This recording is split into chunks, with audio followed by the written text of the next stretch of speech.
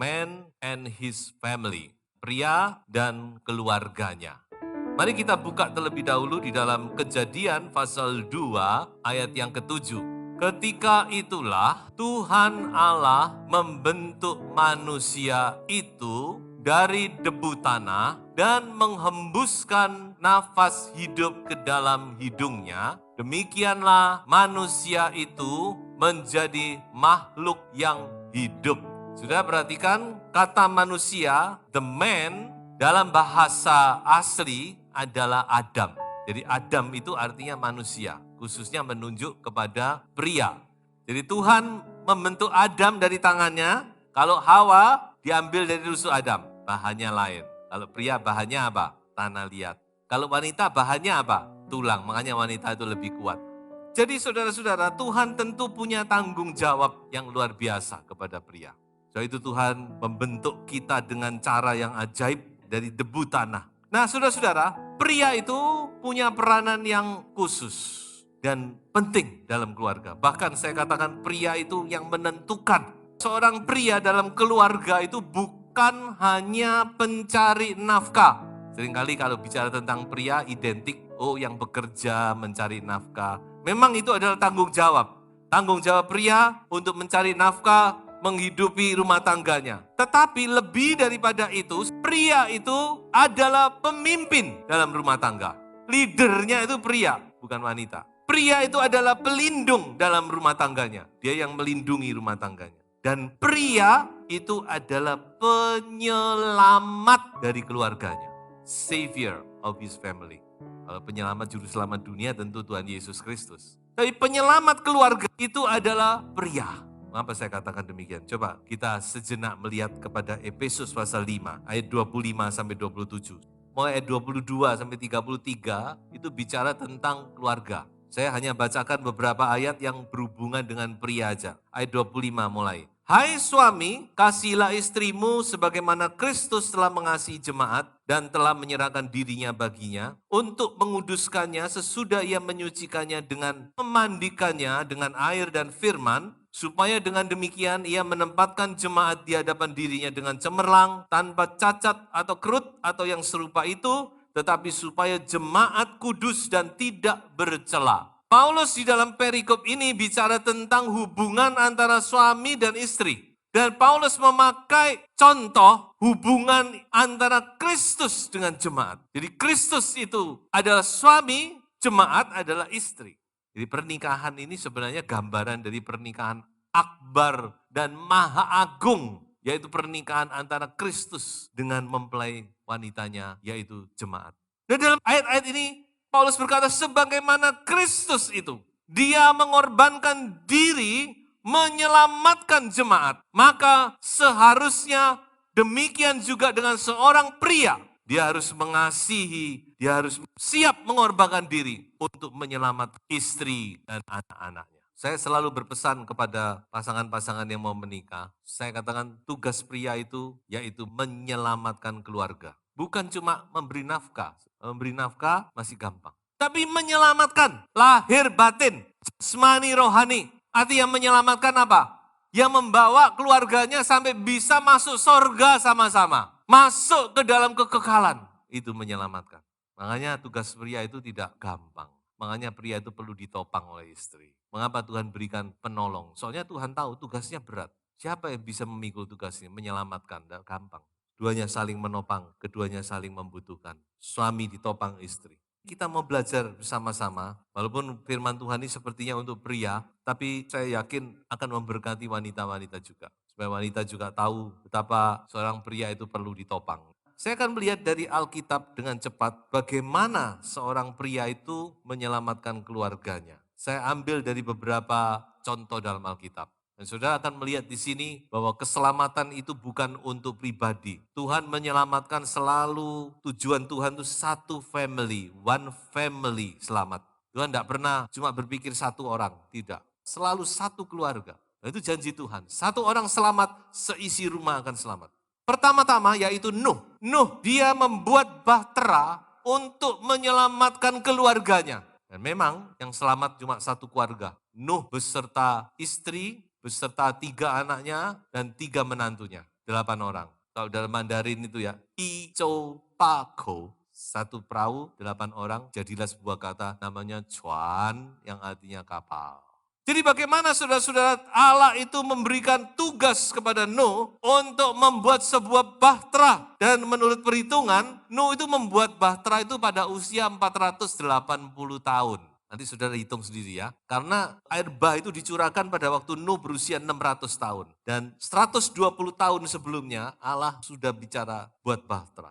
Kemudian pada waktu Nuh berusia 500 tahun baru lahir anak-anaknya. Jadi waktu Nuh mulai membuat bahtera, itu anak-anaknya belum lahir, saudara. Katakan dia umur 500, dia membuat bahtera, anaknya masih kecil-kecil. Jadi dengan lain kata, yang membuat bahtera siapa? Pasti dan siapa? Istrinya, melok masra. Saudara. Makanya suami-suami jangan melupakan istri ya.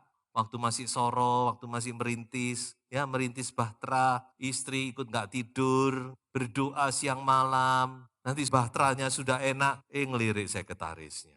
Itu cerita klise itu. Jadi Nuh sebelum anak-anaknya lahir, Tuhan sudah ngomong buat bahtera untuk menyelamatkan keluargamu, menyelamatkan istri dan anak-anakmu. Dan Nuh taat dikatakan. Walaupun dia tidak tahu apa yang akan terjadi. Dia mulai membangun sampai pada dia usia 600 tahun, sungguhan air bah diturunkan. Selamatlah Nuh beserta keluarganya. Iman dan ketaatan seorang pria itu menyelamatkan keluarga. Percaya dan bertindak, bekerja, melakukan. Coba kita lihat ayat berikutnya. Karena iman, maka Nuh dengan petunjuk Allah tentang sesuatu yang belum kelihatan dengan taat mempersiapkan bahtera untuk menyelamatkan keluarganya. Dan karena iman itu, ia menghukum dunia dan ia ditentukan untuk menerima kebenaran sesuai dengan imannya. Jadi bapak-bapak perhatikan, secara tidak sadar kita ini juga sedang membangun bahtera. Untuk apa? Untuk keselamatan keluarga kita. Mari kita bangun bahtera rumah tangga itu. Bahtera ini juga bisa bahtera tentang rumah tangga.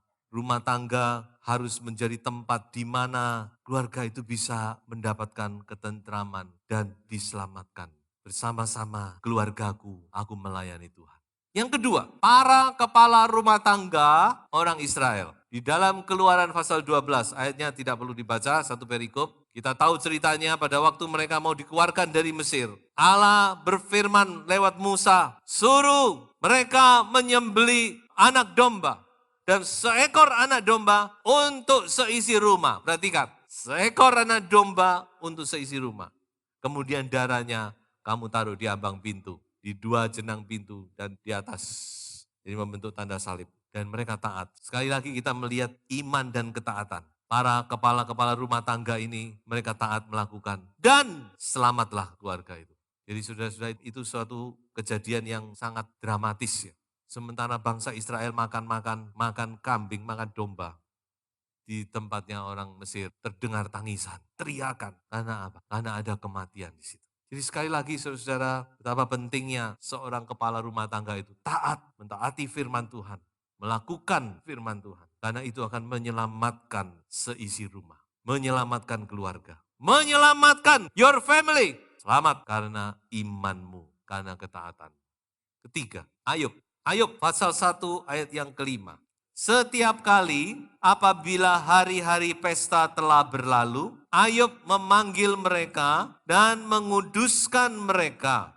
Keesokan harinya, pagi-pagi bangunlah Ayub. Ayo, ya, yang nggak bisa doa, yang nggak bisa bangun pagi, coba ikuti ini. Pagi-pagi bangunlah Ayub. Amin. Pagi itu penting, doa pagi. Keesokan harinya pagi-pagi, bukan siang-siang. Pagi-pagi bangunlah Ayub, lalu mempersembahkan korban bakaran sebanyak jumlah mereka sekalian. Berapa orang? 10 orang. Sebab pikirnya mungkin anak-anakku sudah berbuat dosa dan telah mengutuki Allah di dalam hati. Demikian dilakukan Ayub senantiasa. Tidak gampang, tapi Ayub dia punya hati. Ayub ini seorang yang punya integritas. Dalam bahasa Inggris dipakai kata, he is a man of perfect integrity. Bukan cuma integritas, tapi integritas yang perfect, yang sempurna. Jangan dulu lihat pencobaannya, saya tidak ke sana dulu. Tapi coba lihat dulu kehidupan Ayub ini. Diakui oleh Tuhan, he is a man of perfect integrity.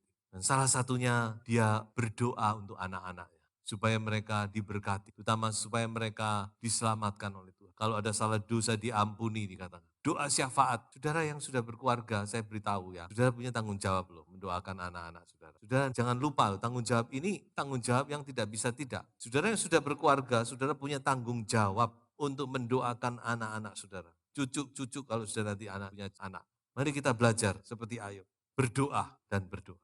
Contoh berikutnya, Cornelius, Kisah Rasul pasal 10. Seorang yang juga menjadi penyelamat dari keluarganya. Sudah tahu ceritanya? Coba saya baca dulu. Ayat 1 dan ayat yang kedua. Di Kaisaria ada seorang yang bernama Cornelius. Seorang perwira pasukan yang disebut pasukan Italia. Jadi dia ini bukan orang Yahudi. Dia seorang Itali, tentara Roma, perwira tentara Roma. Perhatikan ayat yang kedua. Ia saleh, ia serta seisi rumahnya takut akan Allah dan ia memberi banyak sedekah kepada umat Yahudi dan senantiasa berdoa kepada Allah.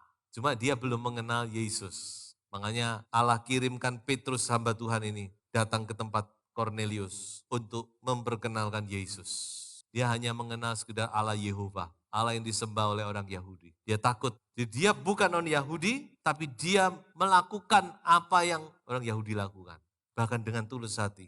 Saleh, takut akan Tuhan, banyak memberi sedekah, selalu berdoa. Nah kalau orang-orang kayak gini, saudara, Tuhan tidak akan biarkan. Saudara tidak usah bingung. Kalau saudara ketemu dengan orang-orang yang sedemikian, bukan anak Tuhan, tetapi dia melakukan firman Tuhan. Percaya saya, Tuhan akan lawat dia dengan caranya sendiri. Seperti yang terjadi dengan Cornelius. Tuhan kirimkan Petrus datang. Lalu dikatakan apa? Ayat yang ke-44.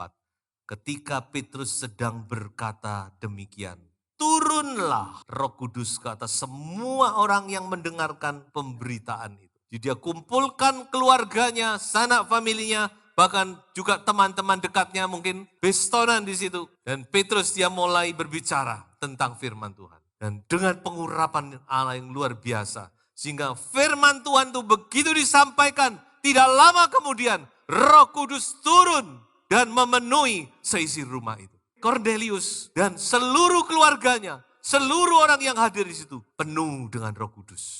Ini kasus yang unik. Biasanya dibaptis dulu baru penuh Roh Kudus. Ini penuh Roh Kudus baru dibaptis. Tuhan bikin terobosan untuk juga mencelikkan mata Petrus. Ini loh, Injil itu bukan cuma untuk orang Yahudi.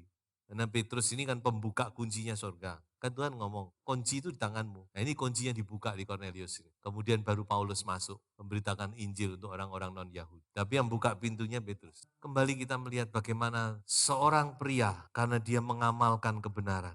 Walaupun notabene dia belum mengerti apa itu kebenaran. Bahkan belum mengenal sang kebenaran, yaitu Yesus Kristus. Tapi karena dia hidupnya saleh, mengamalkan kebenaran, dia bisa menyelamatkan seisi rumah. Tentu bukan keselamatan itu karena perbuatannya, tidak. Tetap karena Yesus Kristus, juru selamat. Penting ya, melakukan kebenaran itu juga penting dalam hidup ini. Saya percaya kalau pria-pria belajar mengamalkan kebenaran, apalagi saudara-saudara yang sudah percaya kepada Tuhan. Saya yakin dan percaya keluarga Anda pasti akan diberkati oleh Tuhan. Anak cucu Anda akan diberkati oleh Tuhan. Dan yang terakhir, kepala penjara Filipi. Menarik sekali cerita ini, bagaimana seorang kepala penjara bisa bertobat mengenal Tuhan, lalu malam itu juga mereka dibaptis tengah malam, saudara-saudara. Bukan cuma dia, tetapi seisi rumahnya dibaptis. Biasanya kita kalau bicara tentang cerita ini, kita selalu fokus kita kepada Paulus dan Silas. Kita jarang merenungkan tentang kepala penjara ini. Tapi kalau saudara merenungkan, ini orang yang luar biasa. Tadinya begitu dia tahu belenggu-belenggu terlepas, dia berpikir pasti sudah para tawan ini melarikan diri. Dia sudah menghunus pedangnya, dia mau bunuh diri. Dari waktu itu Paulus Silas, stop, kami masih di sini. Lalu dikatakan apa? Begitu dia tahu, ayat 29, kepala penjara itu menyuruh membawa suluh, lalu berlari masuk dan dengan gemetar tersungkurlah ia di depan Paulus dan Silas. Kalau sudah membaca memang sepertinya ngeflow saja ceritanya. Tapi coba saudara berpikir sejenak. Mungkinkah dia bersikap yang sebaliknya? Mungkin. Bisa saja dia, ayo Pak Pengawal, kembali belenggu dua orang ini. Tapi ini kayaknya ini orang baik memang. Jadi begitu dia tahu sesuatu terjadi dan kedua tawanan tidak melarikan diri. Itu taruhan nyawa itu saudara-saudara. Dia tersungkur Dia tidak gengsi, dia berkata apa? Tuhan, apa sekarang yang harus aku perbuat supaya aku selamat? Nah, terus muncul ayat yang terkenal itu. Percayalah kepada Tuhan Yesus Kristus ayat 31 dan engkau akan selamat, engkau dan seisi rumahmu. Ayat 32. Lalu mereka memberitakan firman Tuhan kepadanya dan kepada semua orang yang ada di rumahnya. Jadi rumahnya langsung dibawa ke rumahnya. Mungkin rumahnya dekat dengan situ. Ayat 33. Pada jam itu juga kepala penjara itu membawa mereka dan membasuh bilur mereka. Seketika itu juga ia dan keluarganya memberi diri dibaptis. Ayat 34, lalu ia membawa mereka ke rumahnya dan menghidangkan makanan kepada mereka. Dan ia sangat bergembira bahwa ia dan seisi rumahnya telah menjadi percaya kepada Allah. Saya sempat merenung, ya kok mau ya orang rumahnya ini ya, malam-malam sudah. Tapi firman Tuhan berkata pada jam itu juga. Ia beserta seluruh keluarganya, istri dan anaknya. Mereka dibaptis dan mereka menerima sukacita. Dan terlebih mereka selamat oleh karena kasih karunia Tuhan Yesus Kristus. Makanya saya katakan tadi keselamatan itu memang tugasnya suami. Tapi istri juga harus mendukung. Gak bisa, kalau gak didukung gak bisa. Dan perlu saling mendukung. Gak didukung, suami ambrek. Istri gak dukung suami, juga ambrek. Sama, ketika saling mendukung baru kokoh. Dan pertemuan ini adalah namanya titik komunikasi. Suami istri harus banyak komunikasi. Oleh sebab itu saudara-saudara, kalau saya simpulkan, apa ya yang membuat seorang pria itu dapat menyelamatkan keluarganya? Seorang pria yang dapat menyelamatkan keluarga ialah satu, beriman, percaya kepada Tuhan. Iman itu dari mendengar firman. Yang kedua, mengenal kebenaran. Pria-pria harus mengenal kebenaran. Karena itu baca firman Tuhan. Jadikan ini buku pegangan saudara. Yang selalu ada di samping saudara. Minta hati yang mengasihi firman. Ini harus diminta. Tuhan beri aku hati yang mengasihi firman. Ketiga, mengamalkan kebenaran. Bukan cuma tahu, tapi mengamalkan. Dan yang keempat, berdoa. Harus menjadi pendoa. Seperti Ayub, sudah doakan anak-anak saudara. So itu pesan terakhir dari firman Tuhan, yaitu jadilah seorang pria yang dapat membawa keluarga Anda masuk dalam kekekalan. Tuhan Yesus memberkati.